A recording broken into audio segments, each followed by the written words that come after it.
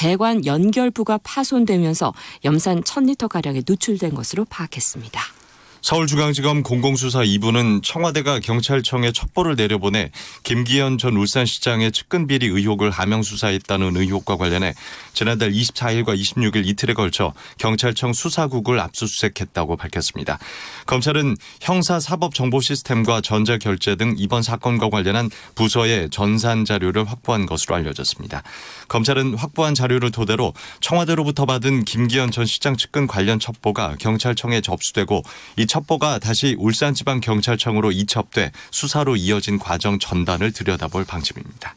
지난 2006년 산업자원부 장관 임명 당시 수십 건의 교통법규 위반 사실이 확인돼 공식 사과했던 정세균 국무총리 후보자가 최근 5년간에도 20건의 교통법규를 어긴 것으로 드러났습니다. 경찰청에 제출한 자료에 따르면 정 후보자는 지난 15년부터 지난해 말까지 속도 위반 16건, 끼어들기 금지 위반 2건, 신호 또는 지시 위반 2건 등 모두 20건의 교통법규를 위반해 모두 84만 6천 원의 과태료를 냈습니다. 기존의 중앙버스 전용차로 수준의 간선 급행버스 체계를 지하철 수준으로 향상시킨 SBRT의 시범 사업이 인천 계양 등 전국 5곳에서 올해부터 실시됩니다. 국토교통부 대도시광역교통위원회는 SBRT 표준 지침을 마련하고 인천 계양과 부천 대장, 창원, 인천, 성남, 세종 등 5곳을 시범사업 지역으로 선정했다고 밝혔습니다.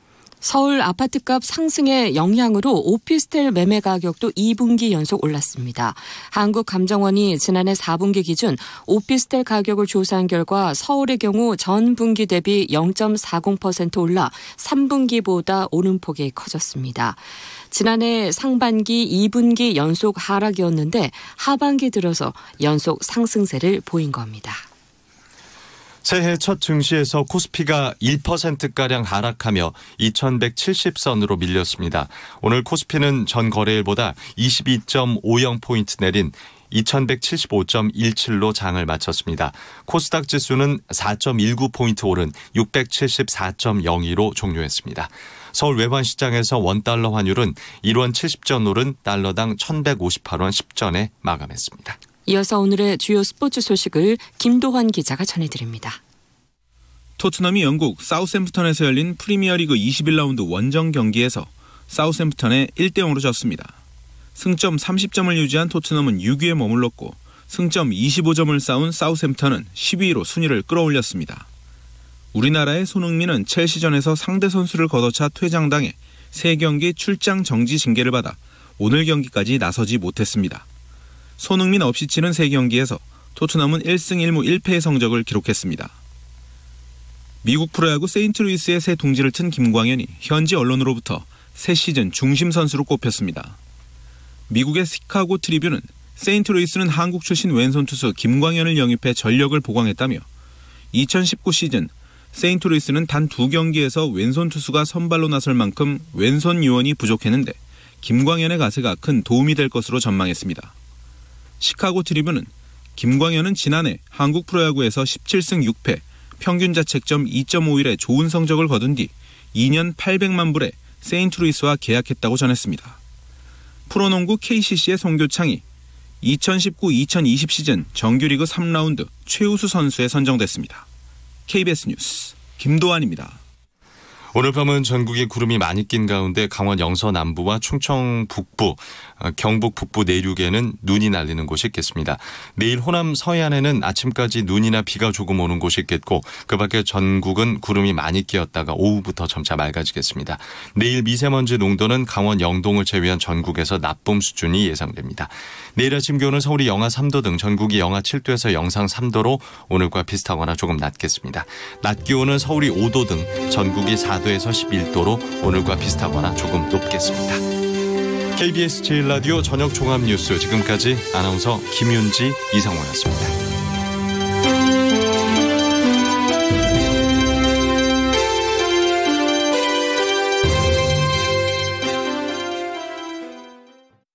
지금 시각은 7시 20분입니다. KBS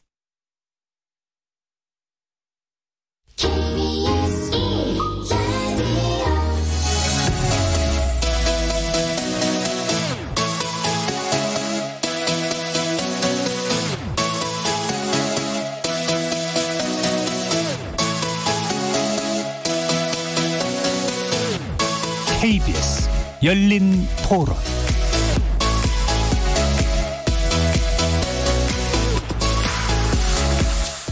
안녕하십니까. KBS 열린 토론 정준희입니다. KBS 열린 토론 매주 목요일은 평소 찬반 토론의 형식을 좀 벗어나 봅니다. 여러 분야의 전문가들을 모시고 특정 이슈에 대한 다각적인 접근법, 시각, 지식 등을 교차시켜보는 시간을 갖죠. 이름하여 지적 호기심에 목마른 사람들을 위한 전방위 토크, 줄여서 지목전 토크. 일부에서는 출연자 중 한 분이 골라주신 주제를 가지고 다양한 의견 나눠보고 있는데요. 작년 한 해를 뜨겁게 달군 인물 아닌 인물이 있었죠. 요즘은 어른아이 할 것 없이 EBS 연습생 자이언트 펭귄 펭수를 모르면 핀자는 물론이고 사람들 대화에까지 끼기 힘들 정도라고 하는데요. 이 친구 명실상부한 2019년 하반기 최고의 아이콘입니다. 그래서 오늘 출연자의 픽은 펭수 신드롬에 대한 고찰, 펭수가 직통령이 된 이유는? 이라는 주제로 남극 펭씨의 빼어날 숫자를 쓴다는 펭수가 대한민국 성인 남녀의 마음을 사로잡으면서 직장인의 대통령에까지 오르게 된 이유는 무엇인지 조목조목 분석해 보겠습니다. 다른 한편 지목전 토크의 제작진의 픽은 새해 첫 시간인 만큼 이렇게 주제를 정해봤는데요. 지목전 출연자가 뽑은 각 분야별 2020 키워드, 네 분의 출연자와 진행자인 저까지 해서 2020년에 법률, 과학, 사회문화, 경제 그리고 미디어 분야에 주목할 만한 점을 하나씩 선정해서 다 같이 얘기 나눠보는 시간 갖도록 하겠습니다. KBS 열린 토론은 여러분들과 함께 만듭니다. 청취자들도 지목전 토크 함께 하시면서 오늘 주제에 관련된 다양한 의견 보내주시기 바랍니다. 토론에 참여하실 수 있는 방법 안내해 드릴 텐데요. 문자로 참여하실 분은 샵 9730 누르시고 의견 남겨주시면 됩니다. 단문은 50원, 장문은 100원의 정보 이용료가 붙습니다. KBS 모바일 콩, 트위터 계정 KBS 오픈을 통해서도 무료로 참여하실 수 있습니다. 청취자 여러분이 KBS 열린 토론의 주인공입니다. 청취자 여러분의 열띤 참여 부탁드립니다. KBS 열린 토론 지금부터 출발하겠습니다. 살아있습니다. 토론이 살아있습니다. 살아있는 토론, KBS 열린 토론. 토론은 라디오가 진짜입니다. 진짜 토론, KBS 열린 토론.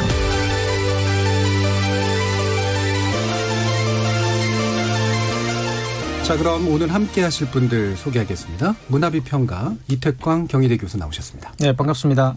나라를 걱정하는 과학자 이종필 건국대 교수 나오셨습니다. 안녕하세요. 이종필입니다. 규정을 거부한다. 한국 여성 변호사의 손정혜 이사 나오셨습니다. 안녕하세요. 손정혜입니다. 자, 그리고 오늘은 이인철 소장님의 빈자리를 채워주시는 특별 초대 손님 한 분 모셨는데요. 여러분들도 잘 아시는 분입니다. 정철진 경제평론가 모셨습니다. 네, 안녕하세요. 정철진입니다. 새해 복 많이 받으십시오. 새해 복 많이 받으십시오. 오늘 이렇게 경제 전문가, 법률 전문가, 문화비평가 그리고 물리학자까지 각기 다른 전공 그리고 개성을 가지신 네 분의 출연자와 함께 만들어가는 지적 호기심에 목마른 사람들을 위한 전방위 토크, 줄여서 지목전 토크. 오늘도 호기심과 기대를 한가득 품고 시작해보겠습니다. KBS 1라디오 채널은 유튜브 영상으로도 생중계되는데요. 유튜브 들어가셔서 KBS 1라디오 검색하시면 지금 바로 저희들이 토론하는 모습 영상으로도 보실 수 있습니다. 나중에 팟캐스트 준비되어 있고요. 매일 새벽 1시에 재방송도 됩니다. 자, 이렇게 함께할 방법까지 안내드렸고 지목전 토크 출연자의 픽부터 시작해보겠습니다. KBS 열린 토론. 팽아, hi, my name is 펭수. I love you, thank you. 끝. 김명중. 가도 될까요? 저 퇴근해야 됩니다. 세상에 어디 가려고요? KBS. 펭수 엄청 인기 대단하죠? 팽아! 네, 이렇게 인사해요. 저는 16살인데 애들 발경화면도 막 펭수로 돼 있고 막 애들이 막 찾아보고 같이 얘기도 해요. 답답하지 않고 막 하고 싶으면 막 하니까 살짝 대리만족? 네, 속 시원하게 살짝 올라는 게. 펭수의 인기 비결은 사이다 아닐까요? 사이다. 완전 돌직구로 말을 하잖아요. 뭐 EBS 계약직 끝나면 KBS로 간다던가 뭐 이런 말을 하잖아요. 그래서 사람들이 좋아하지 않을까. 좋은데요? 너무 귀엽고 그리고 우스꽝스럽잖아요. 10대뿐만 아니라 30, 40대한테도 인기 많고 사장 이름도 막 부르고 이러잖아요. 컨셉이 10살이잖아요. 약간 어린아이 입장에서 본 그런 거를 많이 상기시켜주는 것 같아가지고 그 캐릭터는 오래 갈 것 같아요. 음식 그런 거는 굉장히 질리는데 캐릭터는 너무 독특성이 있고 이게 무궁무진하니까 뭐 게임으로도 나올 수도 있고 얘가 애니메이션에 나올 수도 있어가지고 굉장히 인기는 오래 갈 거라고 생각합니다. 자, 독특한 목소리 들으셨죠? 예, 아시는 분들은 정말 다 아실 텐데 그래도 혹시 모르시지만 핀잔받을까봐 가만히 계시는 분들도 있을 것 같아서 이태강 교수님 오늘 이 주제 선정해 주셨는데 소개까지 부탁드립니다. 예, 펭수는 남극에서 왔고요. 근데 그냥 온 게 아니라 이제 스위스를 거쳐서 온 걸로 됩니다. 그러니까 왜 그런지는 모르겠어요. 근데 갑자기 스위스에 가서 이제 요들송을 배우고 이제 왔다라고 되는데 그래서 사실 이거는 뭐 이미 있던 스토리를 약간 이제 조금 번안한 거 아닌가 싶어요. 네. 피구라는 이전에 이제 그런 캐릭터가 있었고 또 이제 잘 아시는 뭐 둘리나 이런 것도 보시면 그렇게 얼음 타고 와가지고 그죠? 서울에 도착하고 이런 건데 사실 그래서 어떻게 보면 그냥 뭐 단순한 그런 펭귄 스토리처럼 보입니다. 그리고 아동을 위해서 만든 그런 캐릭터는 약간 다른 캐릭터와 다른 점이 있죠. 일단 키가 굉장히 커요. 네. 210cm나 되고. 그렇죠. 그리고 일단 10살이라고 되어 있는데 전혀 나이에 상관없이 이상한 말을 많이 합니다. 그러니까. 그리고 이 팽하라는 말은 이제 나중에 이제 뭐 펭수가 이제 자기 인사할 때 쓰는 말인데 금방 이제 들으셨지만 팽하는 들으셨지만 또 이 펭수가 약간 이 뭐랄까 뻘쭘할 때 하는 말이 있어요. 웩이라는 말이 있어요. 웩. 꽹이 아니라 웩인데 이런 말 한다든가 뭐 이런 식의 어떤 굉장히 10살답지 않은 행동들을 함으로 인해 가지고 역설적으로 보면 아동들보다는 더 이제 직장인들에게 어필하는 그런 캐릭터가 된 거죠. 그래서 꿈이 뭐냐 그러면 이제 우주 최고의 스타가 되고 싶다라는 등 뭐 예를 들어서 이런 겁니다. 유튜브가 이제 뭐 100만이 넘었으면 좋겠는데 100만을 목표로 갑시다 이러면 PD가 그렇게 이야기하면 100만 가지고 되겠어요. 100만을 설정하면 100만밖에 안 됩니다. 그래서 더 가야 됩니다. 뭐 이렇게 이야기한다든가 뭐 또 이제 BTS 팬들은 좀 기분이 나쁘시겠지만 BTS를 따라가야 된다고 이야기한다든가 펭수가 사실 또 그게 실현 불가능한 말은 아닌 것 같습니다. 외국에도 지금 펭수가 굉장히 인기가 있어가지고 보도가 되고 그랬어요. 그러니까 펭수 인기가 보도되고 이 정도로 굉장히 또 유명해졌고요. 그리고 펭수의 특징이 또 대사가 굉장히 간단하기 때문에 충분히 이제 국제적인 그런 이 호소력을 갖지 않을까 싶기도 하고 그래서 사실 이 캐릭터를 이 주제를 선정한 이유는 제가 작년 2019년에 이 펭수가 사실 인기를 얻게 됐는데 2019년이 많은 그 언론 보도나 이런 데 보시면 한국 사회가 뭐 두 쪽으로 나눠서 싸우고 뭐 이렇게 갈등의 어떤 그 국면으로 많이 조망이 됐는데 역설적으로 보면 펭수는 그런 갈등을 봉합하는 그런 역할들을 한 캐릭터거든요. 그러니까 한쪽으로는 그런 정치적인 어떤 갈등들이 있었다고 한다면 문화적으로는 어떤 대중의 힘에 의해서 이런 캐릭터를 만들어내므로써 사회 통합의 어떤 의지들을 이렇게 보여주는 그런 캐릭터라고 볼 수가 있어요. 그게 저는 이 주제를 선정한 이유고 그래서 설령 분열된 것처럼 보이지만 사실 항상 우리 이 사회 내에는 또 그걸 통합하려고 하는 대중의 어떤 지혜들이 등장하는 것이고 그 펭수가 바로 그런 거라는 거죠. 그래서 사실 펭수 신드롬을 이해하는 단 하나의 키워드는 있습니다. 그건 산타클로스 신드롬이라고 그러는데 누구도 다 산타클로스가 존재하지 않는 걸 알잖아요. 근데 산타클로스가 없다는 것을 말을 할 필요는 없는 거죠. 산타클로스가 없다라고 말하면 바보가 되는 거예요. 그러니까. 물론 뭐 이제 그런 식의 어떤 이 역할을 하고 있는 거 아니냐. 우리가 펭수가 누구냐라는 질문을 하지 않잖아요. 그 캐릭터 자체를 받아들여 가지고 모든 사람들이 그것이 허위임을 알면서도 거기에 다 동의하고 그것을 향해서 이렇게 꿈을 나누는 그런 일을 하는데 사실 이게 정치인들이 상당히 배워야 되는 또는 이렇게 이 사회에서 어떤 통합적인 어떤 그런 기획들을 하고 싶어 하는 분들이 배워야 되는 어떤 그런 코드가 여기 들어있는 거 아닌가 싶어요. 그래서 2020년에는 이 펭수 코드가 좀 활성화되어 가지고 한국 사회의 여러 가지 문제들이 좀 해결될 수 있는 그런 기회가 됐으면 좋겠다는 취지에서 선정했습니다. 이렇게 보통 누군가한테 인기를 얻으면 호불호가 갈리는 자연스러운 현상들이 나타나는데 적어도 지금까지를 보면 펭수라는 캐릭터는 사람의 마음을 좀 치유해주고 뭔가 이렇게 유보해주고 싶은 이제 그런 대상이 만들어진 게 상당히 좀 사회적으로도 의미가 있는 일 같아요. 여기 계신 이제 패널분들 중에는 제일 잘 아실 것 같지만 제일 모르시는 분이 손정희 변호사라고 들었는데 어떻습니까? 그러니까 TV를 잘 못 보니까 사실은 제가 알면 되게 유명한 거예요. 제가 알면 BTS급이 됐다라고 보셔야 될 것 같은데 일단 저는 어떻게 알게 됐냐면 이제 단체 대화방에서 이모티콘으로 굉장히 자주 등장하는 거예요. 네. 그러니까 아주 예를 들면 우리 모임 구성원이 10명이다. 그럼 갑자기 3명이 같은 이모티콘을 쓰기 시작합니다. 펭수에 대해서 굉장히 유명하구나. 그 다음부터 이제 관심을 갖고 보는데 정말 유명하더라고요. 콘텐츠 하나 늘면 지금도 유튜브나 포털에 검색해보면 어마어마한 댓글이 달려있어요. 그래서 거기에 열광하는구나 그런 생각했었고요. 그리고 이제 최근에 이수정 교수님이라고 이제 범죄 심리학자 교수님이 자해 타종을 갔다 오셨다고 하시더라고요. 보니까 펭수랑 치고 오신 거예요. 그래서 또 한 번 놀랬고요. 그래서 두 번째는 어때요? 펭수 이렇게 물어보는 내 자신. 펭수도 어떠한 그 주체라고 보는 거죠. 했더니 왜 애들 만드는데 이렇게 애어른이라고 보통 표현하잖아요. 대화가 되게 퀄리티가 어른 같다라고 표현하시더라고요. 그래서 그런 것 때문에 직장인들이 열광했구나. 그러니까 아이들을 위한 방송에 아이들을 위한 캐릭터였는데 어른들이 만나고 와서 더군다나 범죄 심리학자가 만나고 와서 수준 높은 대화하고 왔어 우리. 그래서 이 펭수의 그 오묘하고 경계를 뛰어넘는 뭔가가 있구나라고 느껴서 한번 만나보고 싶다라는 생각. 그러니까 만난다는 거는 감히 이렇게 직접 만난다는 표현이 아니고 이제 영상 속에서 한번 많이 만나봐야겠다는 생각하고 있습니다. 네, 손정혜 변호사님 유명하시니까 부르면 올 거라고는 생각이 드는데요. 이정필 교수님은? 저는 사실 잘 몰랐는데요. SNS에 이렇게 좀 자주 등장을 하고 이렇게 뭐 TV 이제 채널 돌리다 보니까 어떤 예능 프로그램이었던 것 같은데 그 유명한 연예인들도 펭수 굿즈라고 그러죠. 그런 거를 이제 모으기 위해서. 그러니까 연예인들의 연예인이 돼 있더라고요. 어느 순간에. 그래서 아니 도대체 저 캐릭터가 뭐길래 저렇게 유명할까.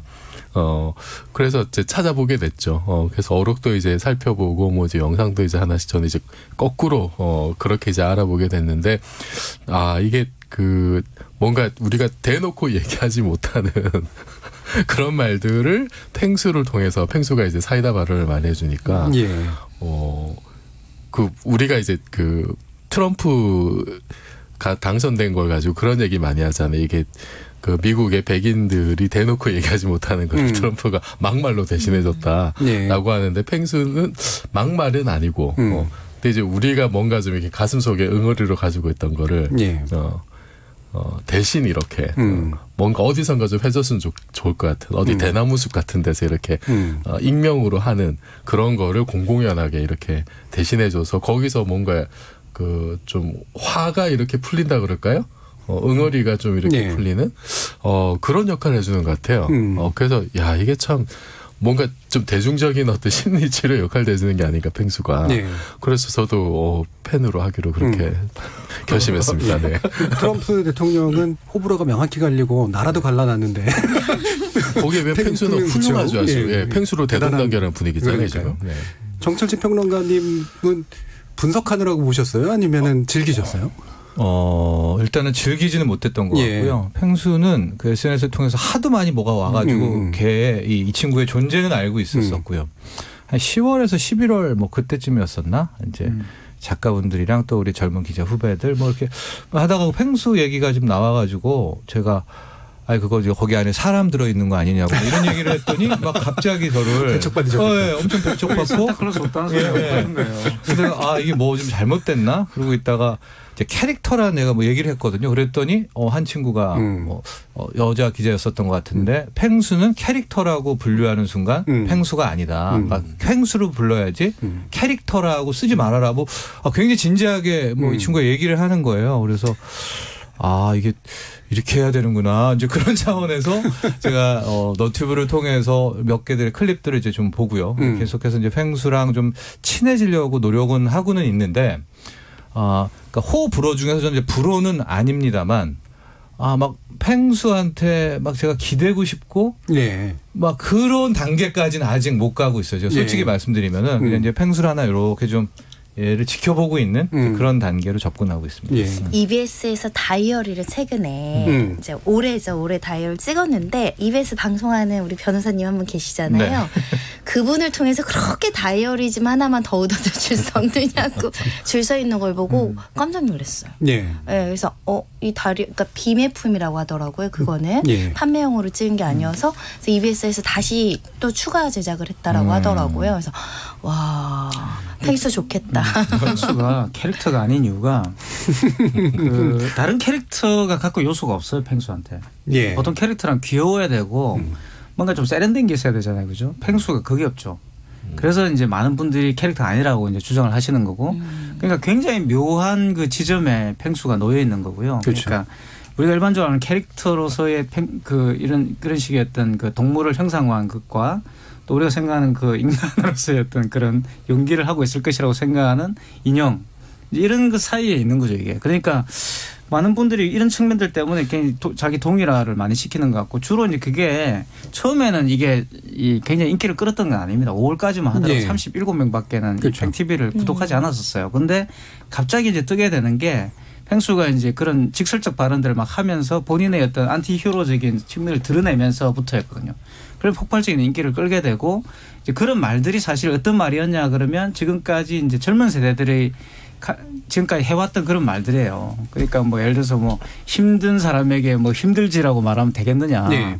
내 같으면 사랑해라고 말하겠다는 둥 뭐 이런 식의 불평불만을 막 이제 이야기하기 시작하면서 인기를 끌기 시작하는 거거든요. 그래서 상당 부분 그런 어떤 일반적으로 이제 캐릭터라고 말하는 것들이 디자인 되어 가지고 어린이물 이렇게 딱 규정되는 데에 비해 가지고 펭수는 그렇지 않은 거죠. 네. 그러니까 오히려 이제 그런 시청자들 또는 그것을 소비하는 사람들의 어떤 욕망에 의해 가지고 창조된 캐릭터이기 때문에 굉장히 이제 이 파급 효과가 크다고 말할 수가 있어요. 그래서 굉장히 특징적인 면이 그러니까 캐릭터가 아니다라고 방금 설명해 주신 것처럼 보통 캐릭터라고 하는 건 제작자가 있고 제작자의 의도가 그 안에 이제 들어가서 그냥 액팅을 하는 이제 그런 방식인데 이 경우에는 사실은 굉장히 그 안에 이제 들어갔다라고 표현하면 좀 그렇겠습니다. 그러면 안 됩니다. 그렇죠.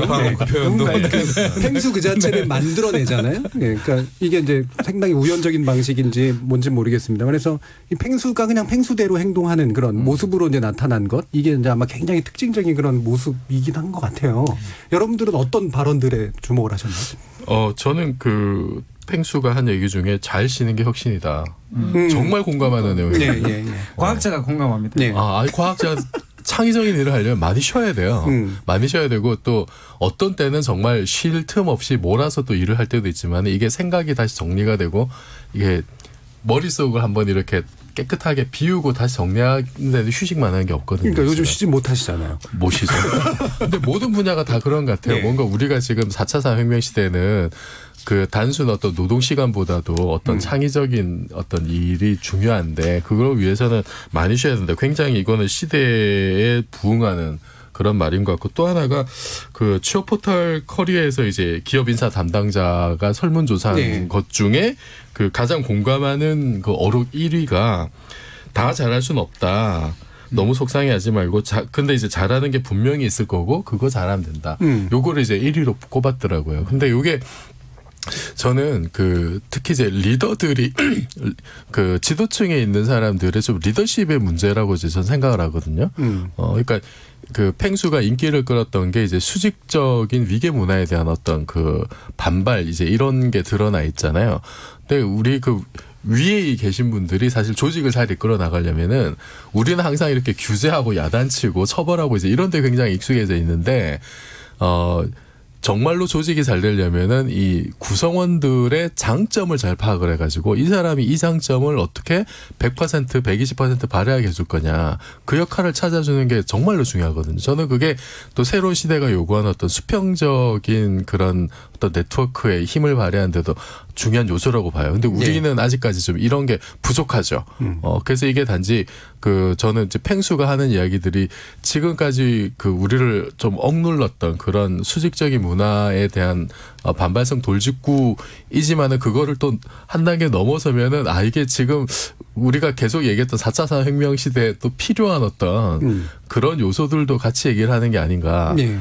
그리고 펭수는 펭수다라고 하는 거는 이것도 사실 이제 저는 이제 그렇게 생각하는데 이게 옛날에도 이제 과학 역사를 보더라도 이제 20세기 시작될 때 양자역학 같은 게 출현할 때는 19세기까지의 언어로 양자역학의 미시 세계를 규정을 못 했어요. 시대가 완전히 바뀐 거거든요. 근데 펭수 같은 경우도 이게 옛날에 우리가 알고 있던 뭐 캐릭터나 이런 개념으로 규정이 안 되는 어떤 새로운 존재가 창조가 된 거죠. 어떻게 보면은. 그래서 이거는 말하자면 일종의 가상현실 같은 그런 것이 지금 이제 실물로 우리 앞에 드러나 있기 때문에 이 현상을 우리가 옛날의 잣대로만 보려고 하면 안 된다. 이거를 이미 지금 팬들이 알고 있는 거예요. 펭수는 펭수라는 말 자체에. 그래서 이거를 우리가 그럼 어떻게 새로운 문법을 지금 펭수와 같이 만들어 갈 거냐. 좀 이런 쪽으로 고민이 연결가 될 것 같습니다. 예. 정철식 평론가님은 방금 이제 리더십 문제를 지금 이종필 교수님은 지적했는데 네. 뭐 비슷한 부분을 느끼시나요? 저는 이종필 교수님 쭉 다 잘 들었고요. 저랑 딱 일맥상통하는 부분이 이제 가상현실이라는 거에서 굉장히 저는 통했었거든요. 앞으로 저는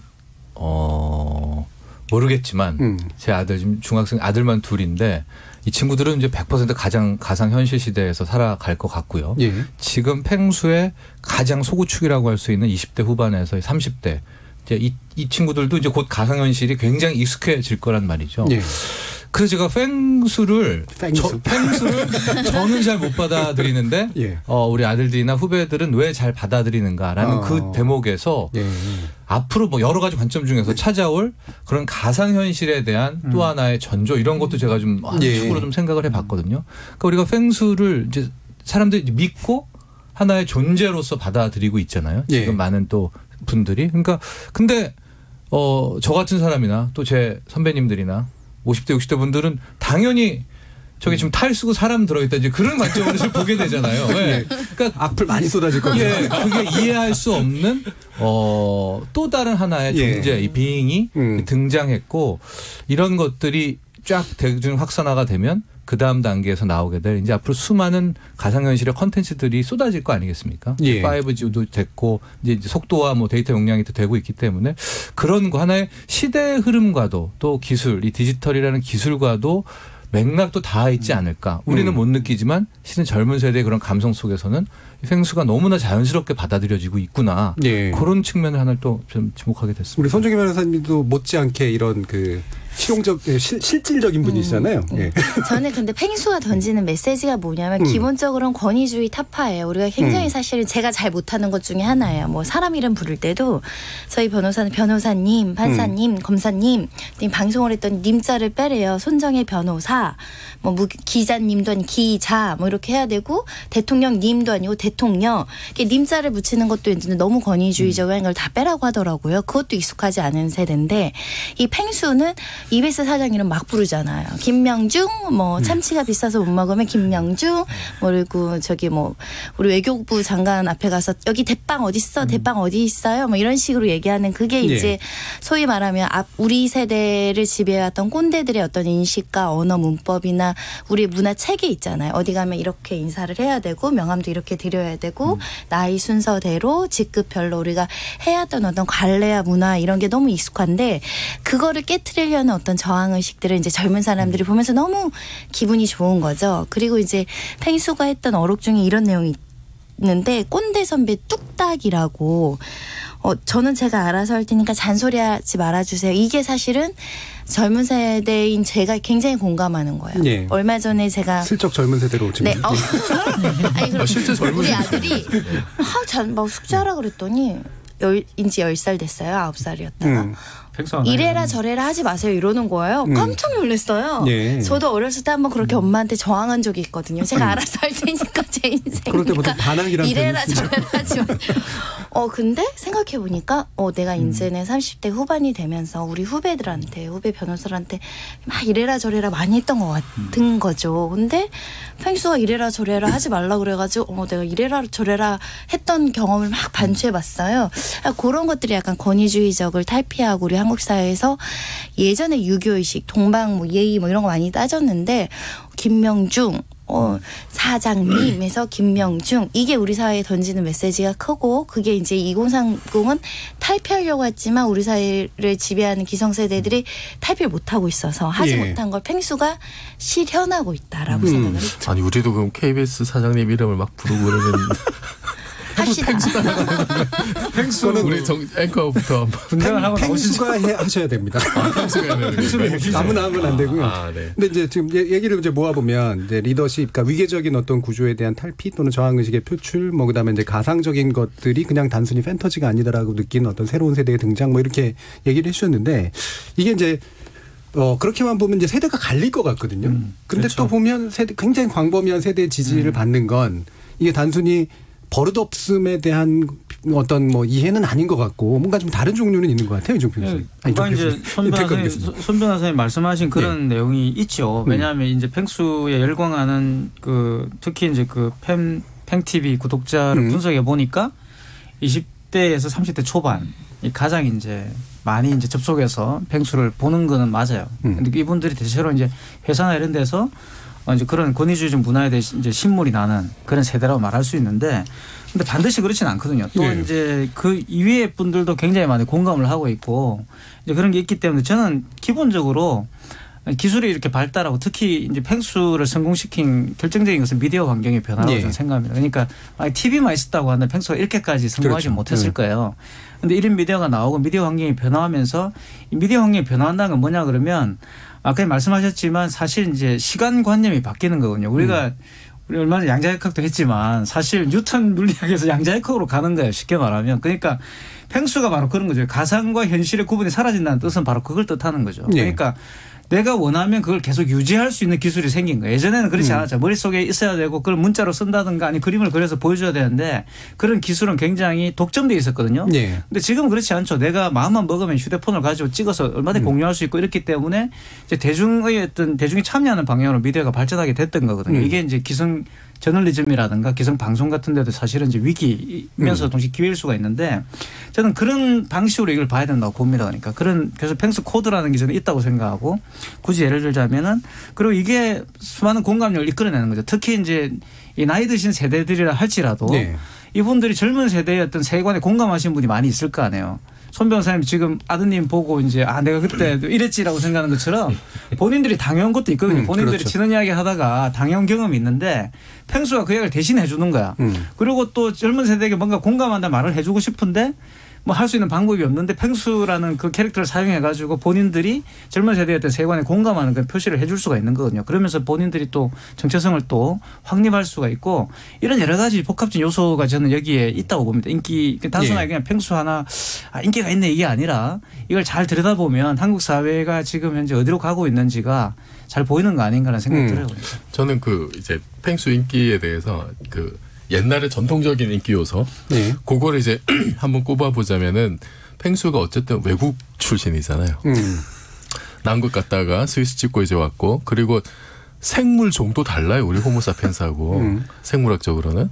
그래서 이게 완전히 우리 사회랑 독립된 타자의 시선으로 우리 사회를 보게 되는, 그러니까 객관적으로 이제 보는 거죠. 남극 사는 펭귄이 봤을 때 아니 왜 이렇게 저 사람들은 꼰대짓을 하냐, 갑질을 하냐. 우리는 너무나 잘 알고 있었지만 차마 말을 못하던 거를 밖에 예를 들어서 외국인이 이렇게 얘기해주면 그래 맞아 이게 객관적이야. 외부자의 시선이 같은 거죠. 라고 하는 게 올라가는 것처럼 이제 펭수가 그 역할을 정말 제대로 해주고 있다라는 거고, 근데 그게 위에 있는 사람들에게도 부담 없이 먹히는 이유 중에 하나는 이게 또 나름 펭수 특유의 어떤 B급 문화라고 하죠. 그거랑 또 이렇게 절묘하게 잘 버무려진 것 같아요. 이게 B급 문화가 이렇게 성공한 예를 들어서 드라마 열혈사제라든지 드라마 중에 최근에 KBS에서 동백꽃 필무렵 같은 경우도 약간 그런 요소들이 이렇게 또 들어가 있잖아요. 또 그런 어떤 분위기. 그러니까 B급 문화는 우리가 그걸 너무 진지하거나 심각하게 막 훈계하고 야단치 이러지 않잖아요.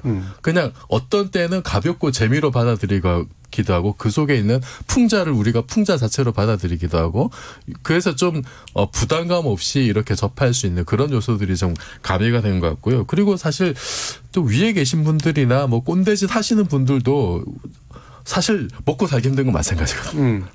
그래서 어느 세대를 막론하고 사실 우리 사회가 좀 이렇게 뭔가 잔소리하거나 이런 것, 잔소리를 듣거나 잔소리하는 것보다도 위로와 공감을 받고 싶어하는 네. 세대를 막론하고 그런 어떤 갈망들이 많았는데 펭수가 하는 게 위로와 공감이거든요. 네.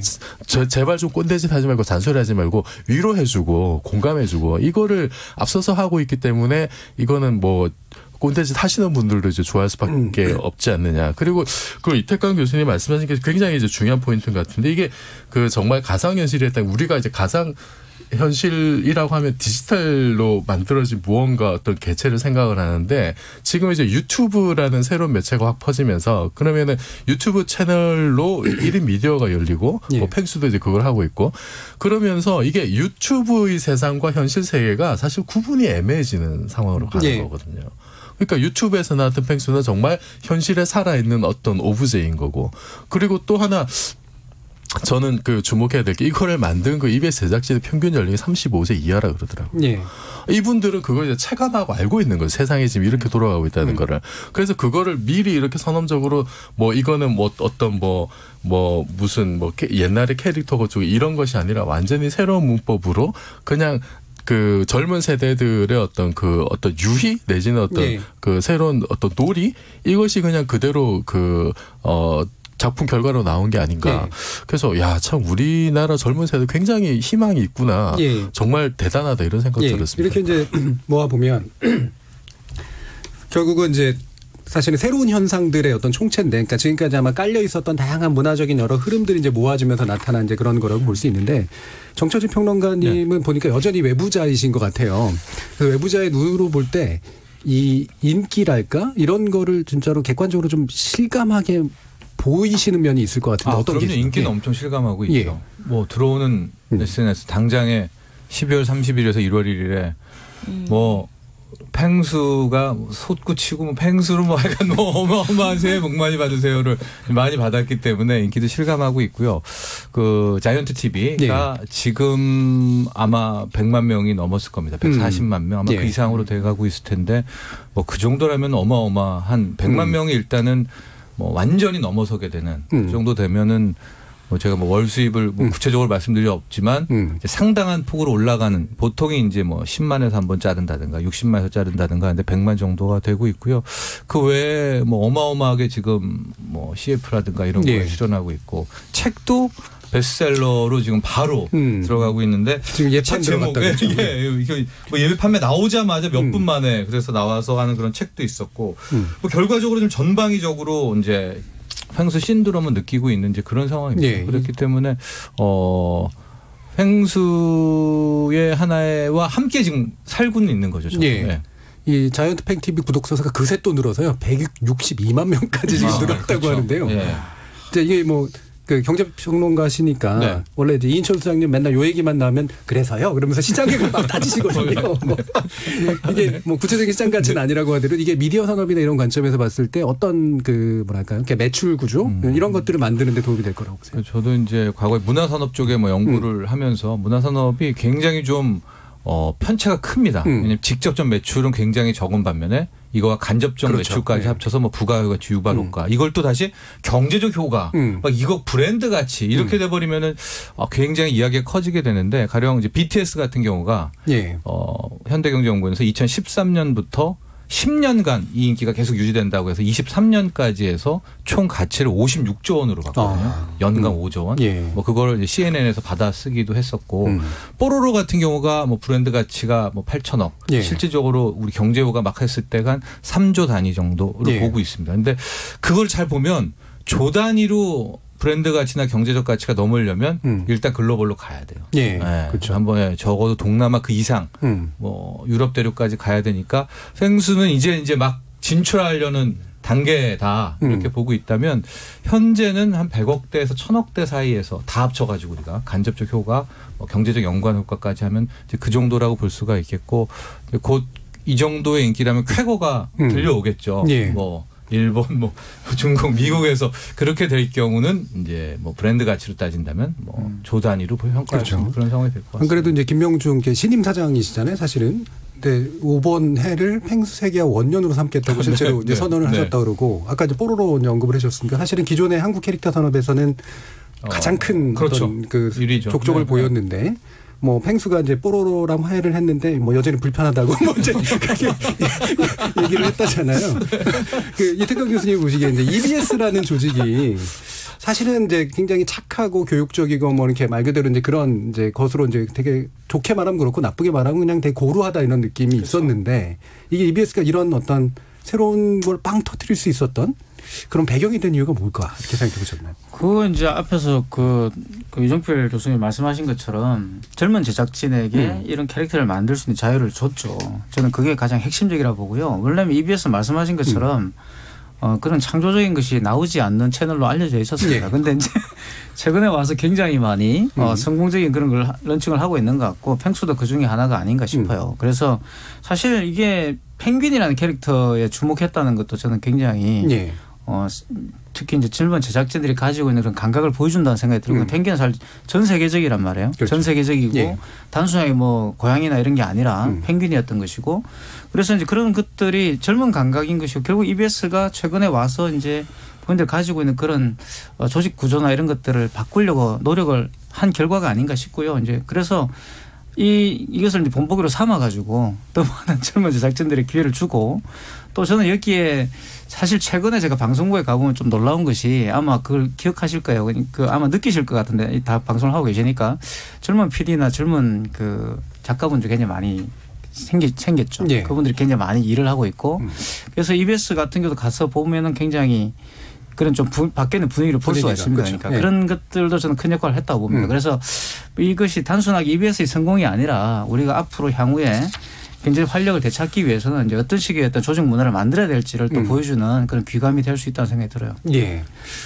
이렇게 이제 사실 이렇게 큰 인기를 끌게 된 것도 원래 이제 사실 기획돼서 나온 게 아니었고 사실 굉장히 우연적인 효과였었잖아요. 원래는 초등학생용을 생각했다 그러잖아요. 실제로 처음에 이제 그 뽀로로 그 처음 캐릭터로 나왔을 때는 그 학습지 EBS 발행하는 학습지에 이제 사진이 붙었는데 악플이 엄청 많이 붙었더라고요. 못생겼어요. 네, 되게 못생긴 애를 왜 이렇게 붙여놨냐고. 근데 이게 이제 아이돌 체육대회 같은 그 체육대회를 작년 추석에 이제 하면서 거기서 펭수 캐릭터가 엄청난 이제 인기를 끌기 시작하면서 이게 상당한 파급 효과가 일어났고 이게 EBS 내부를 또 바꾸는데도 굉장히 도움이 되고 있는 그런 조건이라고 할 정도로 굉장히 큰 그래서 의미가 저는 이 펭수가 성공한 게 이제 그런 스토리가 있는 거잖아요. 그래서 이게 이제 지금 뭐 EBS 사장님이 이제 세계화 원년이라고 하셨는데 조금 이제 신중하고 조심할 필요는 있지 않을까. 이게 국내 성공했다고 바로 그렇게 먹히는 것도 아니고 BTS가 그렇게 글로벌하게 성공할 수 있었던 것은 그 우리의 정서 중에서도 참 이게 보편적인 요소를 굉장히 잘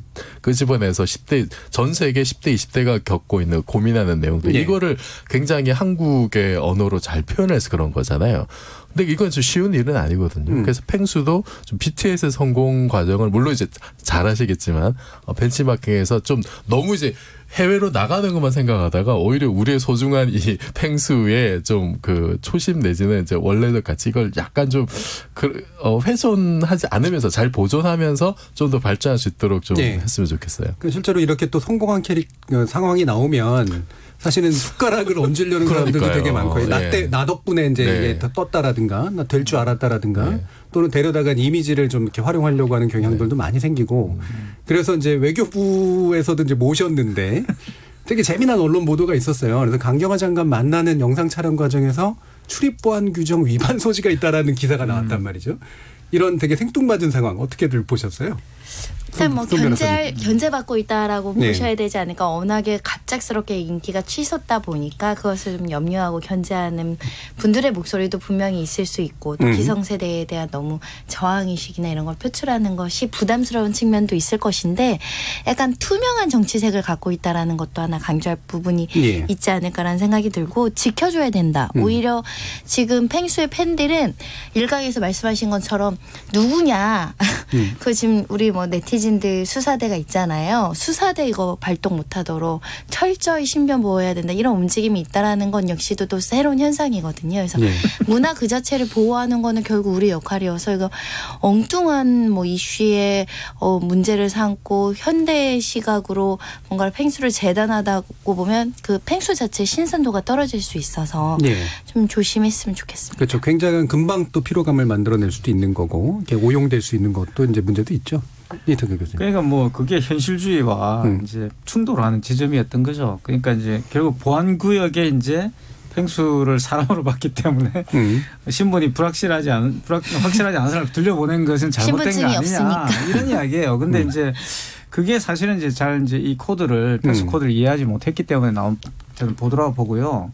그래서 이제 그런 부분들이 앞으로도 뭐 많이 발생하겠지만 사실 이런 그 흑우는 흑우로서 봐줄 수 있는. 그런데 이 흑우라는 것이 무엇을 의미하는지를 잘 이제 이해하는 것이 중요하겠죠. 그러니까 이게 뭐 단순하게 팽수를 보호해야 된다 이런 차원보다는 이거를 통해서 우리가 만들어내고 있는 공통 감각이라는 게 있잖아요. 그렇죠? 이게 무엇인지를 사실 이게 정치에 전혀 보탬이 안 되는 게 아닙니다. 이걸 잘 이해하면 새로운 정치에 대한 어떤 저는 감각이 또 등장할 수 있다는 생각이 들어요. 그래서 이런 부분들 잘 고민해 보면 앞으로 어떤 방향으로 이 사회의 리더십을 발휘해야 될지도 저는 나온다 보고 그래서 이건 뭐 배관시하기보다는 이 문제를 잘 이제 좀 고민해 볼 필요가 있다 이런 생각이 드네요.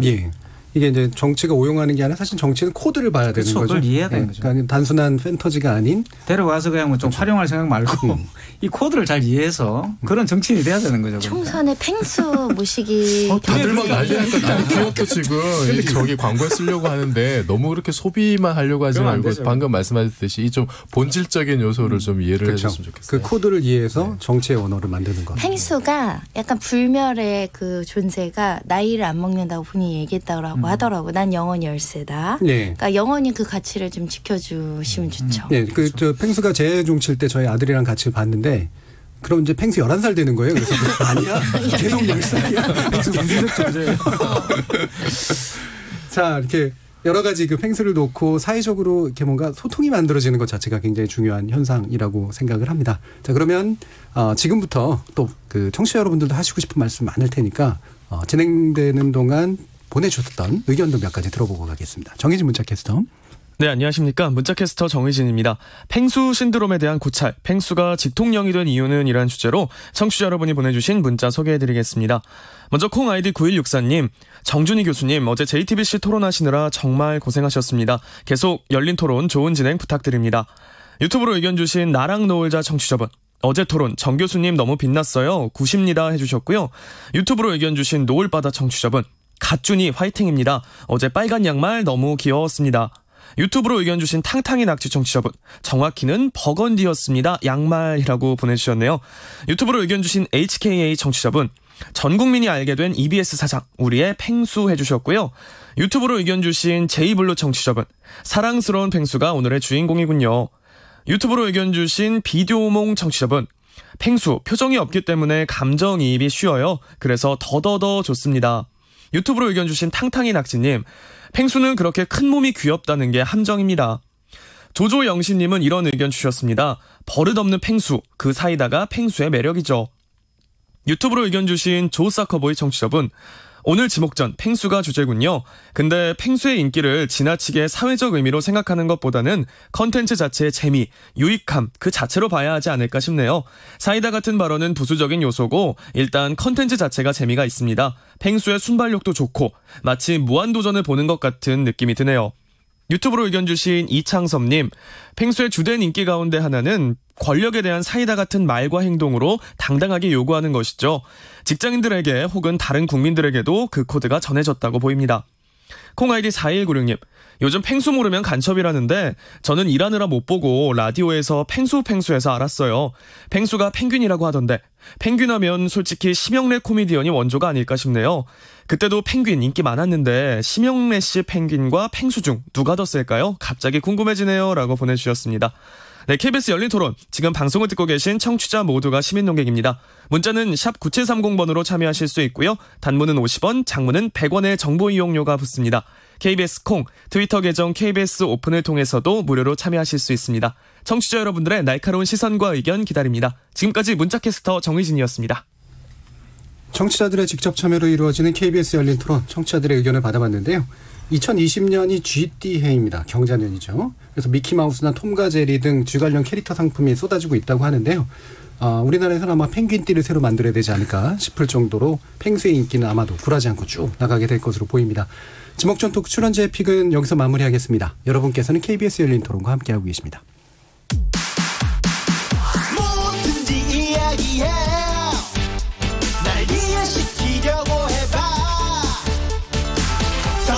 대화가 하나 되길 기대해.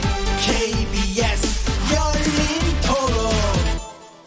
요즘은 인공지능이 핫하지 않나. 세계적으로 새로운 사업 기회가 많이 열린다고 하고, 그다음에 인공지능이 개발되면 사람들 직업이나 이런 면에서도 많은 변화가 있을 것 같아서 멀티페르소나는 공감이 갑니다. 어쨌거나 피드에 올리는 거는 컨셉별로 올릴 수도 있는 거고, 팔로우 이런 거 신경 쓰고 하는 사람들은 컨셉별로 계정 따로 파서 사람들 그걸 보고 팔로우 하니까. 청년들이 타인하고 경쟁에서 이기고자 막 스펙 쌓고 이랬던 거는 좀 과거 모습인 것 같은데, 최근에는 어제보다 좀 나은 나의 모습 이런 걸 좀 찾으려고 자기를 좀 업그레이드하고 좀 이렇게 삶의 질적인 변화를 추구하고자 그런 젊은이들이 좀 많아지면서 업글링간이라는 이런 용어들도 좀 나타나는 거 아닌가. 스트리밍 라이프, 네, 영상뿐만 아니라 그냥 이제 모든 게 이제 소유보다는 경제적으로도 이제 공유하는 게 더 경제적이기 때문에 차도 많이 빌리는데 가구 쪽도 이제 판매하는 형식이 아닌 대여 형식으로 이제 공유하는 게 유행하지 않을까. 아무래도 또 요즘 경제도 안 좋고 하니까 그런 트렌드는 계속 확산될 것 같아요.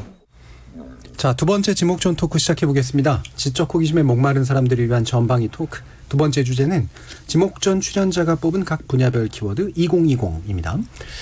문화비평가 이태광 경희대 교수, 물리학자이신 이종필 건국대 상호경영대 교수, 정철진 경제평론가, 손정혜 변호사, 이렇게 네 분과 함께하고 있습니다.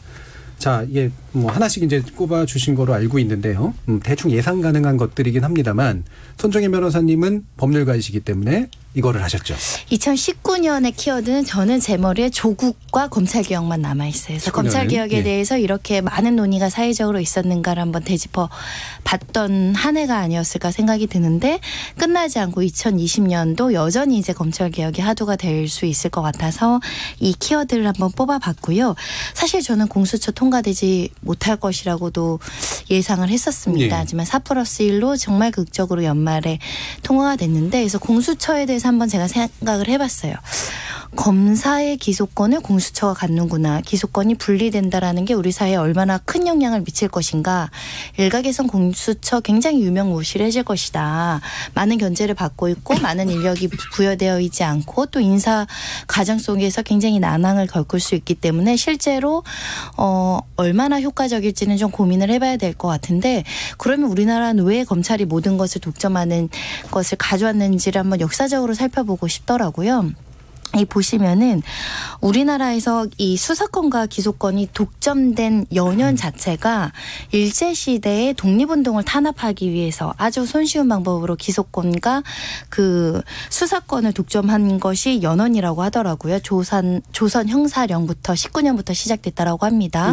그리고 기소권이 분리된 것은 검찰이 만들어진 지 71년 만에 처음 있는 역사적인 일이라고 보시면 될 것 같고요.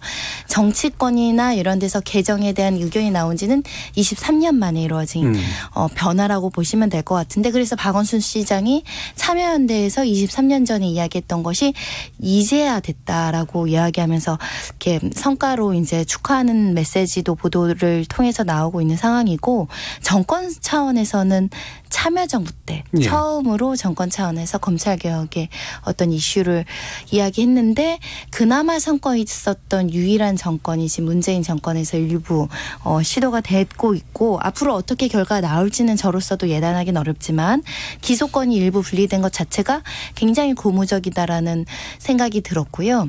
조선시대만 하더라도 수사권을 분리했다라고 역사적 기록에 나옵니다. 뭐 많이 아시는 의금부, 뭐 사헌부, 그리고 포도청이 굉장히 일반적이잖아요. 이렇게 조선시대 대해도 수사권을 분리했다는 거죠. 왜냐하면 우리 헌법이 권력 분립의 원칙을 천명할 때 입법, 사법, 행정을 권력 분립하라고 얘기했지만 사실 사법부 내에서도 수사와 기소와 공소유지라는 재판은 분리될 필요가 있거든요. 예. 똑같은 논리로. 예. 그런데 아까 말씀드린 역사적 연원과 우리 사회의 어떤 특수한 구조, 더군다나 군부 정권 시절이나 독재 시절에는 사실은 검찰이 약간 청탁 수사 받는 과거의 사례들이 좀 많았죠. 그러다 보니까 90년대에 이르기까지 가장 검찰의 화두는 개혁이었죠. 네. 외압에서 버텨내는 검찰의 권한을 많이 줘서 독립된 기관으로 하자. 그래서 사실 검찰이 가지고 있는 권한을 그 오랜 시간 동안 70년 동안 어느 누구도 손보지 못했는데 뭐 그동안의 그 부작용과 또 국민적인 검찰 개혁에 대한 화두 또 촛불 문화가 시작된 것도 올해 처음 있었던 일이기 때문에 정치적으로는 사실 양극화돼서 각자의 주장이 너무 달랐지만 결론은 기소권이 일부라도 분리됐고 과거에는 검사님이 검사라고 할게요. 권위주의를 탈피해야 되는 검사가 어떤 부정비패나 비리가 있거나 징계가 있어서 사건 관계자들이 고소를 하거나 진정을 넣어도 검찰 내에서 막 돌다가 흐지부지 되는 경우들이 많았거든요. 그런데 공수처라는 조직이 딱 탄생을 해서 검사의 부정부패 비리에 대한 고발이 공수처에 있을 때 달라질 것인가. 그거는 좀 달라질 것 같다는 생각이 들어서 개인적으로 이렇게 기소권 일부라도 고위공직자에 한해서 수사권과 기소권을 다른 기관에 부여했다는 것 자체가 권력 분립을 처음 보는 우리의 상황이어서 저는 한번 기대하고 있습니다. 그래서 네. 제 이런 생각과 같이 해주시는 분들도 있을 것이고 또 우려하시는 분들도 있고 이 오히려 공수처의 권한 남용에 대해서 지적하시는 분도 있는데 앞으로 어떻게 되는지 같이 지켜보면 네. 좋겠습니다. 지금 공수처가 이제 뭐 올해 7월 안으로 일단 설치를 하겠다라는 게 정부의 방침으로 알고 있는데 손정혜 변호사님은 못 들어가시죠? 저는 일단 예. 수사에 전문성이 없습니다. 예. 그래서 자격이 없어서 일단 법 쪽의 경력은 12년 차니까요. 어떻게 지원은 해볼 수 있을 것 같은데 뽑아주지 않을 것 같고요. 네, 저보다 훌륭하신 분들 들어가시라고 저는 지원 안 하겠습니다. 예. 이태규 교수님 이 검찰 개혁에 대해서 뭔가 이렇게 방금 말씀에 대해서 어떻게 생각하세요? 검찰 개혁이 반대할 이유가 저는 없다고 생각하고 이제 그 이제 방법의 문제였잖아요, 그죠? 그래서 약간 조금 이제 아쉬운 점은 그거예요. 이제 공수처와 관련돼서 사실은 조금 더 이제 논의가 사실 이렇게 정치적인 어떤 대립 국면으로 가지 말고 이 문제를 논의하는 어떤 그런 장이 열렸더라면 훨씬 좋지 않을까라는 생각이 드는데 사실 작년에 그게 되게 아쉬웠죠. 그래서 사실 공수처를 지지하시는 분이나 반대하시는 분이나 왜 이걸 반대하느니 왜 지지해야 되는지에 대한 정확한 그런 답은 저는 없었다고 봐요. 그리고 이제 그래서 어쨌든 통과는 됐습니다. 그죠? 이제 그래서 통과가 됐기 때문에 이제부터 시작인 거죠. 이제부터 검찰 개혁이 시작되는 것이고 말씀하신 것처럼 부작용이 있을 수도 있고 그리고 제가 생각하는 검찰 개혁의 가장 중요한 포인트는 바로 기소권과 수사권을 분리시키는 것이었고 그거는 이제 손 변호사님이 아주 정확하게 말씀하셨지만 기원이 사실 일제시대부터 있는 것이죠. 제가 읽은 책이 있는데 법원과 검찰의 탄생이라는 문준용 교수가 아마 쓴 책일 겁니다. 굉장히 두꺼운 책인데 그걸 읽어보시면 한국의 검찰 제도가 이제 왜 이렇게 되었는지에 대한 아주 자세한 이야기들이 나옵니다. 그러니까 역사적인 어떤 진단들이 나오는데 그걸 보면 검찰 개혁은 반드시 돼야 된다는 걸 공감할 수가 있죠. 그리고 그것이 또 한국 사회에서 검찰이 가지고 있는 여러 가지 지위를 왜냐하면 지금 검찰은 솔직히 말하면 정치 검찰이잖아요. 쉽게 말하면. 그러니까 검찰 하시던 분이 정치를 하고 그분들이 또 나와서 또 이제 그런 그 검찰을 더 강화하는 역할들을 해 주시고 이랬기 때문에 문제가 계속 반복되어 왔기 때문에 공수처가 설치되었을 때 분명히 이전처럼 그런 식으로 흘러가지는 않을 것이다. 그건 공감할 수 있지만 말씀드렸지만 공수처 자체가 검찰 개혁을 뜻하는 건 아니라는 거예요. 그게 저는 이제 조금 그리고 공수처를 설치하는 논리의 가장 핵심적인 것은 서로 이제 경쟁을 시키겠다는 거잖아요. 그렇죠? 근데 이게 경쟁이 안 되고 단합이 되면 어떨까요? 거기에 대한 또 이제 어떤 장치가 또 필요할까 이게 또 저는 고민이 되는 거죠. 알겠습니다. 이정필 교수님은 어떤 키워드 읽으셨나요? 저의 키워드요? 예. 제 새 키워드는 환경으로 이제 골랐는데요. 예. 네. 작년 연말쯤에 이제 과학자들이 네이처 이제 코멘트에 이런 걸 냈었어요. 환경 문제가 지금 기후가 기후 변화를 얘기를 많이 하는데 이게 어떤 티핑 포인트를 지금 넘어섰을 수도 있다라고 이제 경고를 했습니다. 이게 11월 27일자로 이제 나간 기사에서 그렇게 얘기를 했는데 티핑 포인트를 넘어섰다는 게 뭐냐면은 이제 어느 경계를 딱 넘어서면은 더 이상 돌이킬 수 없을 정도로 급격하게 변화가 진행된 그 순간이 있잖아요. 이제 기후 변화가 그쪽으로 지금 게 아니냐라고 이제 경고를 하는 거죠, 과학자들이. 네, 지난번에 한번 주제 정하셨던 기후 변화에 대해서 일부 이제 경제학자들이 아직 멀었다라고 좀 안일하게 생각하는 것에 대한 경고를 했었고, 그리고 12월달에 그 유엔 기후 변화 협약 당사국 총회가 있었어요. 이게 12월 초에 그 마드리드에서 있었는데, 요때 사실은 국가들, 참가 국가들이 이제 온실가스 감축 목표를 합의를 하기로 했었는데 실패했습니다. 실패하고 요게 이제 내년으로 작년에 내니까 올해죠. 올해 그 26회 당사국 총회로 이제 넘어가게 됐어요. 그래서 12월 달에 글래스고에서 열리게 되는데, 여기서 이제 온실가스 감축량을 이제 정해야 되는, 그 굉장히 이제 지금 중요한 어떤 그 일정을 사실 앞두고 있는 겁니다. 그래서 2019년, 2020년이 지금 굉장히 그 지구 기후 변화에 참 중요한 시기인데, 안타깝게도 이제 우리나라는 좀 적극적이지 못해요. 예. 일부에서는 좀 너무 좀 굉장히 OECD 국가 중에서 가장 좀 이렇게 좀 그 불성실한 나라로 꼽히고 있고요. 그리고 또 하나 그 변수로 사람들이 꼽고 있는 게 이제 트럼프 재선 문제를 꼽고 있습니다. 네. 이거는 예를 들어서 지금 네이처지 같은 데서 뭐 올해 과학 이슈를 예측을 하는데 트럼프가 등장해요. 이게 옛날에도 그랬었거든요. 트럼프가 굉장히 반과학주의적인 분이어서. 그렇죠.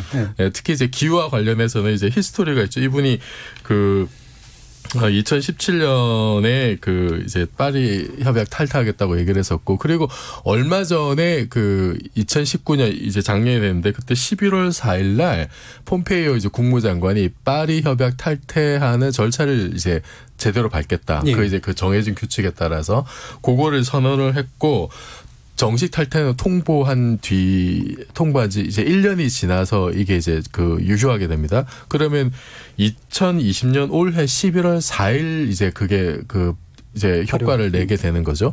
그날이 언제냐면은 미 대선 다음 날이에요.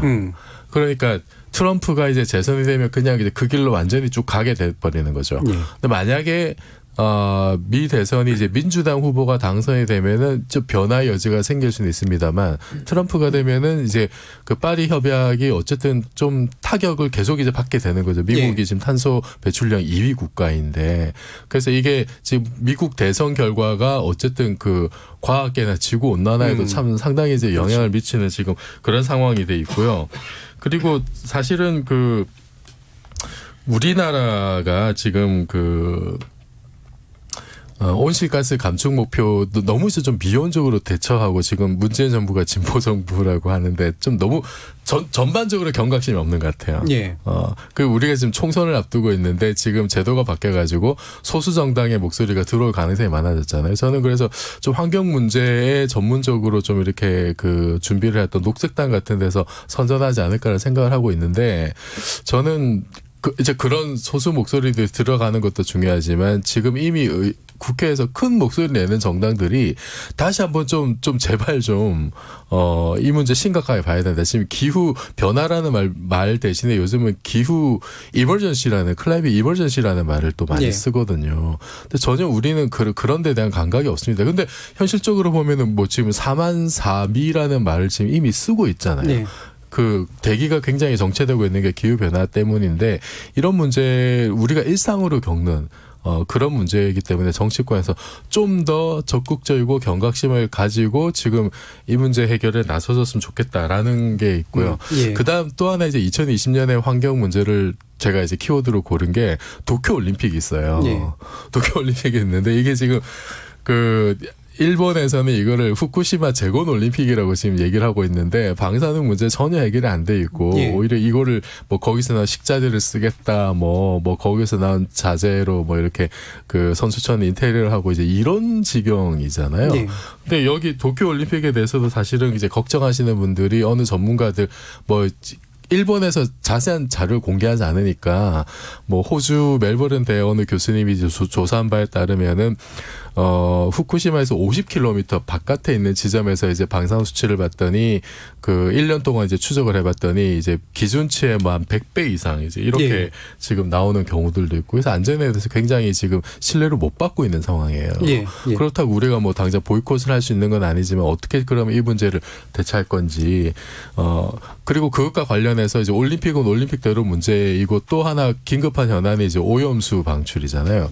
그 얼마 전에 한일 정상회담 할 때 아베가 우리 대통령한테 자기네가 방출하는 오염수의 오염도 굉장히 이게 낮다. 그 우리 월성 원전에서 배출하는 것보다 뭐 130배 정도 더 좋다라고 얘기를 했는데 이게 그 수치가 오염수 수치가 아니라 오염원에 닿기 전에 지하수 데이터를 가지고 지금 사기를 친 거거든요, 사실은. 이런 아베 정권 정상회담에서 이런 말도 안 되는 자료로 알겠습니다. 그런데 지금 이제 오염수를 굉장히 지금 위험한 물질인데 이거를 지금 방류를 하겠다라고 지금 공공연하 얘기를 하고 있어서 우리가 이 문제에 대해서 어떻게 대처를 할 것인지 당장 뭐 올해 안에 뭐 이게 지금 또 흘려 나갈 수도 있는 문제고 그래서 좀 관심을 가져야 되겠다고 해서 정했습니다. 환경 문제에 계속 또 관심을 좀 부각시키고 계시기 때문에 이제 미니 특강으로 들은 걸로 대체를 하고 바로 또 정철진 평론가께 또 연결시켜 드려야 될 것 같아요. 환경 문제에 대한 경제적 관점도 얘기해 주셔도 좋고 키워드도 같이 얘기해 주시면 좋을 것 같습니다. 저는 이제 도널드 트럼프 대통령의 재선 다음 날 11월 4일이죠. 예. 좀 어떤 세상이 펼쳐질까 굉장히 좀 궁금해하고 있습니다. 예. 그래서 자연스럽게 올 한 해를 관통하는 경제 키워드를 저는 확실성이라고 꼽았습니다. 확실성. 예. 근데 아마 청취자 여러분들 중에서 불과 며칠 전에 한국에 내놓으라 하는 경제석학들이 모여서 올 한 해를 관통하는 경제 키워드를 오리무중으로 꼽았거든요. 근데 왜 너는 확실성이냐. 실은 올 한 해가 잘 보면 2019년부터 실은 그전부터 이어져 왔던 수많은 오리무중의 이벤트들이 하나씩 결과가 나오는 해입니다. 아하. 그래서 저는 이제 확실성이라고 좀 역설적으로 이 키워드를 뽑았는데요. 당장 1월 말이 되면 이제 브렉시트가 드디어 끝납니다. 그렇죠. 예. 이게 이제 4년을 끓은 정말 사골국으로 끓여 먹었는데 뼈가 없어졌습니다. 영국도 그렇고 유럽연합도 1월 31일은 완전 끝이에요. 이제 더 이상 날짜 연기는 없고 과연 이게 진짜 현재 협의문대로 가느냐 아니면 이것도 파기하고 노딜로 가느냐가 드디어 결정이 나는. 그러니까 결과는 우리가 긍정일지 부정일지 모르지만 확실적으로 확인이 되지 않습니까? 예. 제가 그런 말을 많이 하는데 무간도 지옥이 괴로운 건 이게 끝을 몰라서 괴로운 거거든요. 예, 요만한 아픔도 이게 끝을 모르면 이게 진짜 이게 그래서 불확실성이 무서운 건데 1월엔 이게 하나가 거치게 되고요. 4월에는 사이로 총선이 있습니다. 총선은 또 무슨 불확실성이냐. 어쨌거나 국민들의 현재 정부에 대한 경제 정책을 한번 평가하는 그런 자리에 하는 바로미터가 될 수 있거든요. 이것도 하나의 이제 확실성에 대한 그런 부분이 될 수가 있겠고. 이제 여름을 거치면서 8월에 약간 이거는 전문적인 용어인데 이제 잭슨홀 미팅이라고 해서 한 해의 통화 정책, 이 재무부나 이런 이제 뭐 중앙은행 관계자들 모여서 정하게 되는데 여기서도 잠깐 이제 트럼프 얘기를 하게 되면 이게 뭐 몇 시간 걸려서 해야 되는데 이제 트럼프의 여러 가지 특징 중에 하나가 기존의 미국을 지배했던 유태자본에 대한 굉장한 반감이 있거든요. 그런데 그 유태자본들은 다 어디 모여 있느냐. 우리가 알고 있는 미국 연방준비제도에서 미국의 중앙은행입니다. 여기가 상당 부분 여기에 50% 이상 지분이 유태 가문들이 갖고 있어요. 그러니까 지금도 계속해서 금리 내려라. 달러는 더 약해져야 된다. 더 약해져야 된다라고 트럼프가 이야기하는 그 여러 가지 이면 중에 하나는 뭐 수출 잘 되고 이런 것도 있지만 달러를 가지고 무소불위의 힘을 발휘했던 이 유태 가문을 치고 싶은 이제 그런 마음이에요. 그러니까 맨날 제롬 파월이라는 처음으로 탄생된 비유태인입니다. 제롬 파월은 아이리시인가요? 뭐 그걸 수장으로 꼽아놓은 이유도 이제 장악을 하려고 하는데 이게 쉽지가 않아요. 과거 미국의 대통령 역사상 이 FRB 미국 연준과 맞서서 이겼던 대통령은 한 명도 실은 없었었죠. 그렇죠. 연준이 사실은 국가 소유가 아니라는 사실 모르는 분들도 되게 많더라고요. 그렇습니다. 재무부 지분이 40%로 1주의 주주가 아닙니다. 미국 재무부가. 예. 그래서 8월이 되면 제가 보기에 연준의 반란이 있을 것이냐. 트럼프가 이걸 제압할 것이냐. 여기에 대한 이 금리에 대한 불확실성도 이제 거치게 되는 이제 그런 상황이 되고요. 결과적으로 11월 3일이 되면 그간에 있었던 모든 불확실성의 그런 이제 미국 대통령 선거 트럼프 입장에서는 이제 재선이 되는 이제 그런 상황이 돼서 실은 미중 무역 협상이 왜 이렇게 불확실성으로 가는가. 트럼프의 뇌구조에는 지금 재선밖에는 없어요. 그러니까 세계 어느 나라에도 다 정치 보복이 있지만 미국의 고유한 하나의 뭐 관습 같은 것 중에 하나가 재선한 대통령에 대해서는 혹독하게 이 정치 보복 그 나중에 8년한 대통령을 그냥 고이 보내주는 경향이 있거든요. 트럼프가 만약에 재선을 못하고 이번 4년으로 끝난다.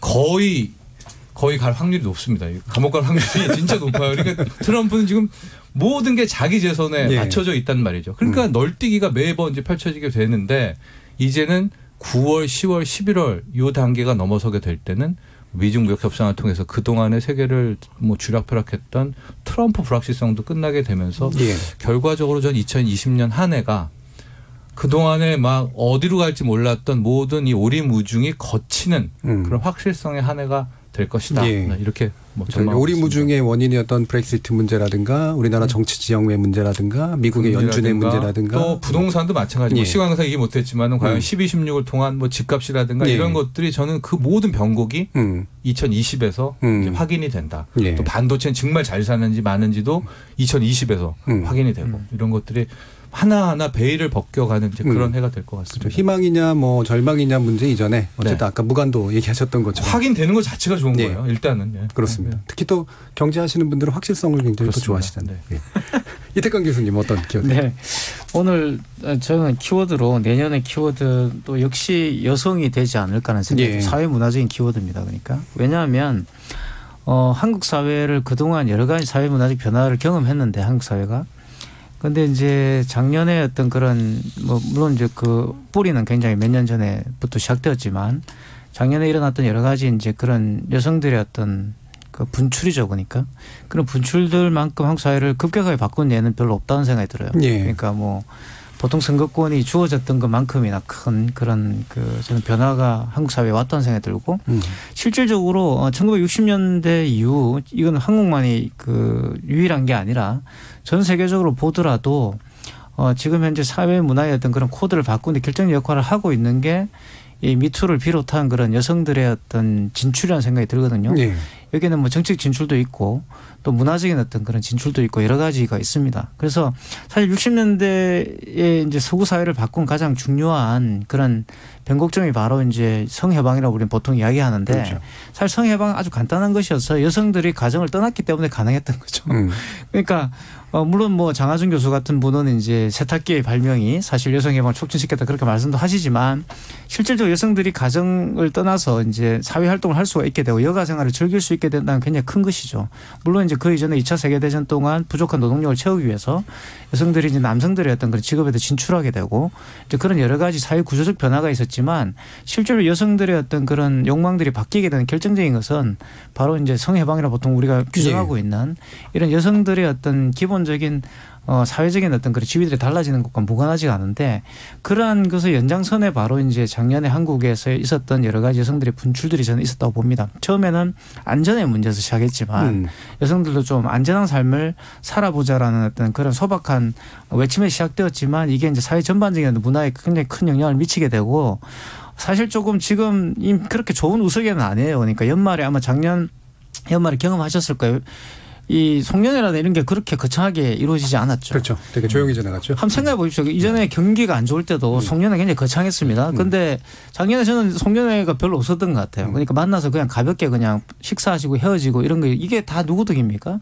여성들 덕분이에요. 사실은. 직장 문화 바뀌는데 결정 역할 예. 직장 회식을 없애버렸습니다. 그러니까 무슨 말인가 그러면 많은 분들이 별로 하고 싶지 않았던 거예요. 그게. 근데 김영란법 때문에 사실은 존재가 없어지는 것처럼 예. 선물 이제 안 하게 됐잖아요. 전부 다. 저는 그게 너무 좋더라고요. 그러니까. 근데 뭐 받는 사람도 찝찝하고 주는 사람도 찝찝하잖아요. 그런데 그런 것들 김영란법인데 사라지듯이 사실 여성들 덕분에 무슨 일이 벌어진 거예요. 작년에 회식 문화가 다 사라져버리고 다 일찍 마치고 집에 가고 그죠? 가족과 함께 시간을 보내고 여가 생활을 즐기고 이렇게 됐지 않습니까? 이런 걸 생각해 본다면 2020년에 분명히 여성들은 굉장히 여성들의 어떤 그런 이 진출들이 한국 사회를 많이 바꿀 거라는 생각이 들고요. 단순하게 시장의 어떤 그런 소비주의적인 어떤 경향을 바꾸는 것뿐만 아니라 예.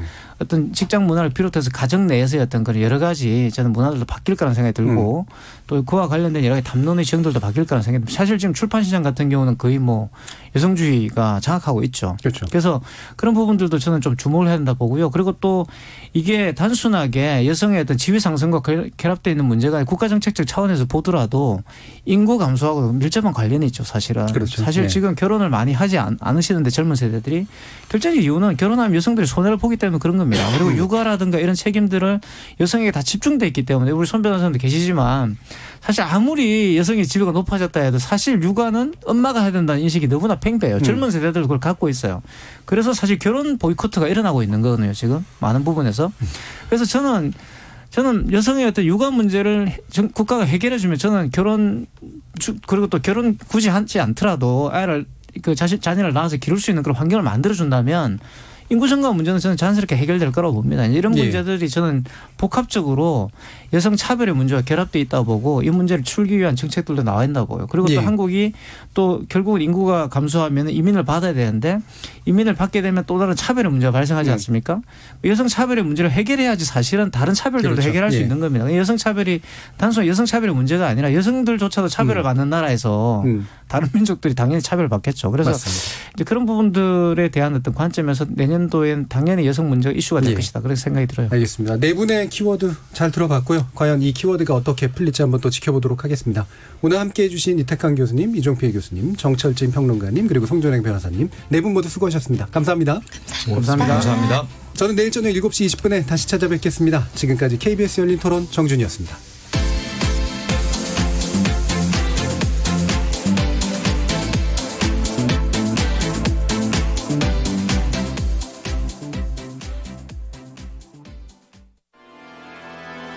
방심한 밤 사이에 입는 엄청난 재해, 한파입니다. 10월에서 4월 사이 아침 최저 기온이 전날보다 10도 이상 하강할 때 한파주의보가 발효됩니다.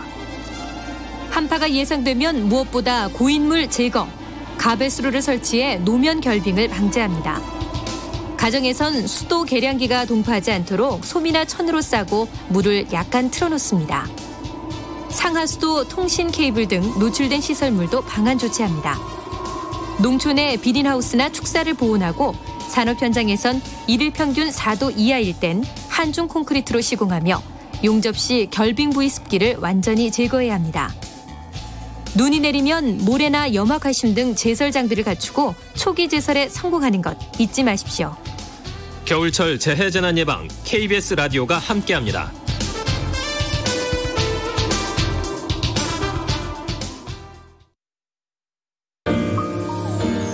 대한민국 중심 채널